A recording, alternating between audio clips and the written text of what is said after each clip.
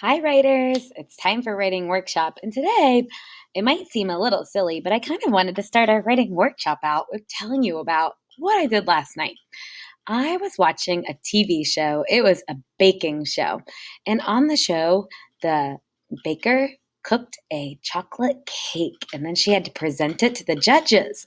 And they said, "What did you bake?" And instead of just saying, "Here's the cake," she said, "This is my chocolate cake. I made it out of dark chocolate and I added some icing and I did decorations with of roses and little chocolate pieces and geez, by the end of her describing it, friends, I almost felt like I was in that room able to smell that sweet chocolate cake, but it was just on TV. And then I thought, boy, I wish there was a way that we could bring our writing to life like that to make the reader feel like they're actually here in our classroom, even though they're just reading the book. And then I thought of an idea. If we add really descriptive words to our labels and sentences to tell what things are, people might actually think that they're here in our classroom when they read the book. So let me show you what I mean by that. Here's the book, The Classroom. I added a few things since the last time you saw it. I finished the picture of the classroom library. I did write classroom library there. And I finished the tables and chairs. I think you saw that last time. I added this picture of the toy area. And I added this picture of the teacher area. So I did add some things and a few little labels here and there. But let's go back to our picture of the classroom library.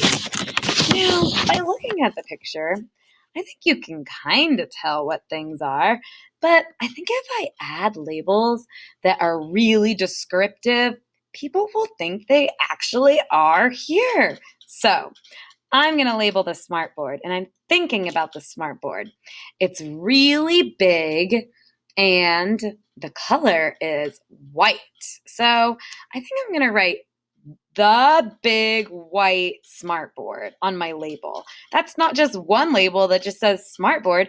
It tells you lots about it. The THE big egg white. That's a color word. It's on my word wall, so I can copy it from there. WHITE. The big white smartboard. Art board. The big white smartboard. Now, anyone that's reading this book will know that the big white smartboard is right there in my classroom and exactly what it looks like. I could probably even tell the colors of these book bins. So, the book bins in my classroom on the bottom shelf are green. So I'm going to write green. And they're pretty smooth and shiny. So why not add that? Green, smooth, shiny book bins. Now, even though you might not have even been in my classroom, you'll know exactly what my book bins look like. They're green and smooth and shiny on the bottom shelf. And on the top shelf, they look like clear baskets. So I'll write that. Clear baskets. And then people that see my picture might be wondering what these are. I mentioned in my last video, those are the book bin labels. So I'm going to draw an arrow, and I might as well write book bin labels. Wow, kindergartners. Now this doesn't just say classroom library where no one would even know what that really looks like. By writing the big white smartboard, book bin labels, clear baskets, green, smooth, shiny book bins. Oh, I should label these bookshelves. My bookshelves are white and they're rectangles. White rectangle book shelves. I know not all of the kindergartners watching this video have been in my classroom, but if you come and take a peek in, you'll see this is what it actually looks like in my classroom library. Now, this really makes you feel like you are here in my classroom, right? But I think just one thing is missing.